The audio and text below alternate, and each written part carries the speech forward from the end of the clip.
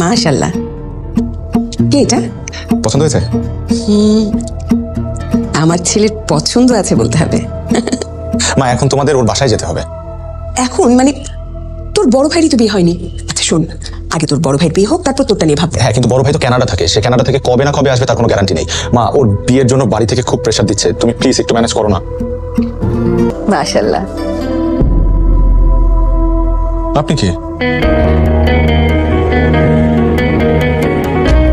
এ তো আমাদের মেয়ে নীলা।